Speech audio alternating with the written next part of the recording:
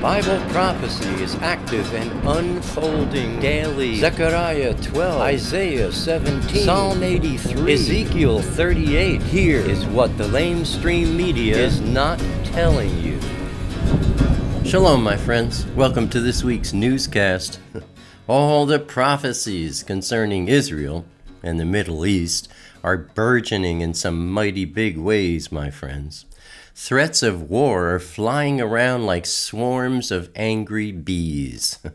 From the Washington Post, early last week, the White House warned Syrian President Assad that his regime would pay a heavy price if it carried out another chemical attack this year. And White House Press Secretary Sean Spicer said, quote, "The United States has identified potential preparations for another chemical weapons attack by the Assad regime that would likely result in the mass murder of civilians, including innocent children. And these activities are similar to preparations the regime made before its April 4th, 2017 chemical weapons attack." Close quote. From Ynet News, Syria's government and its ally, Russia, accused Washington last Thursday of concocting a provocation in Syria, which would then be blamed on President Bashar Assad's government as alleged use of chemical weapons to justify an attack. Then from the Jerusalem Post, also early last week, Defense Minister Avigdor Lieberman said at the Knesset Foreign Affairs and Defense Committee, quote, "Whoever wants to turn Syria into a base for Syria and the Iranians against Israel should think again. We will not accept Syria being turned into another base and front against Israel." Close quote. Also from the Jerusalem Post, standing at the Lebanese and Syrian borders with Israel, looking just across the border near the Hezbollah flags, one can see a large banner with the Iranian flag, a visible presence of Iran just a stone's throw from Israel, and on a hill overlooking Metula is another huge poster with the face of Ayatollah Khomeini scowling down over the Dome of the Rock, where Hezbollah has written, "We are coming," in Hebrew and in Arabic. There, one can see Iran scowling at Israel from the north. Iran is reaching a peak of influence and power in the region. Its tentacles stretch across Syria and Iraq. Hezbollah is emboldened, and its leader, Hassan Nasrallah, boasts of bringing thousands of foreign fighters to help him attack Israel, seeing Shiites from Afghanistan, Pakistan, and Yemen joining the assault. The U.S. is threatening Syria. Syria and Russia are threatening Israel and the U.S. Israel is threatening Russia and Syria and Iran. And Iran is threatening everyone on earth. They want the whole thing, you know. They want to own the entire gumball machine. And let me see now. Matthew 24, verses 6, 7, and 8 read, "You will continually hear of wars and rumors of wars.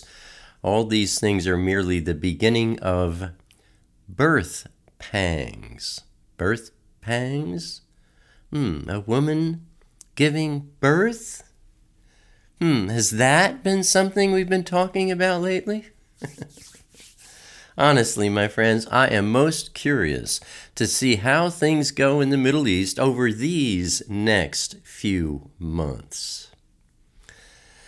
Turning to wars and rumors of wars, on Tuesday, June 27th, from Ynet News, the Israeli Air Force attacked 2 Hamas targets in Gaza in response to rocket fire at Israel the previous day. And on Friday, June 30th, from BBC, 5 militants blew themselves up during a raid by Lebanese troops on refugee camps near the Syrian border. A young girl was killed, and 3 soldiers were wounded by the blasts, and 4 others were hurt when an attacker threw a hand grenade. It happened during an operation to search for militants and weapons in an area near the town of Arsal. In the raid on Friday, 4 suicide bombers struck in one refugee camp, and a 5th struck in another camp.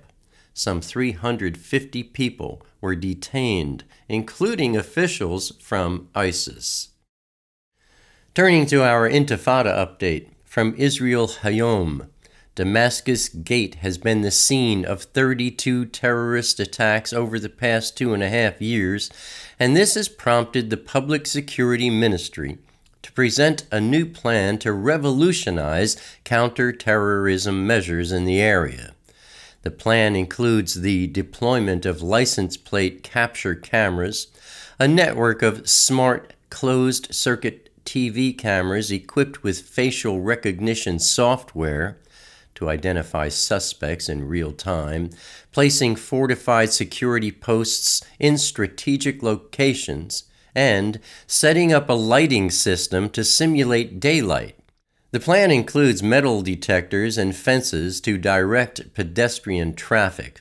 A senior officer with the Jerusalem District Police said, quote, "The goal is to minimize terrorist attacks in the area as much as possible, while also minimizing any interference with the fabric of life." Close quote.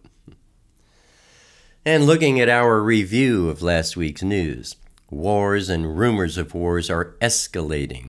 The U.S. is threatening Syria. Syria and Russia are threatening Israel and the U.S. Israel is threatening Russia and Syria and Iran is threatening everyone. The Israeli Air Force attacked 2 Hamas targets in Gaza. 5 militants blew themselves up during a raid by Lebanese troops on refugee camps near the Syrian border. A young girl was killed and 3 soldiers wounded by the blasts, and 4 others were hurt when an attacker threw a hand grenade. And that, my friends, is what the LameStream Media is not telling you. Abba willing, I'll see you here again next week. Until then, stay safe. Shalom.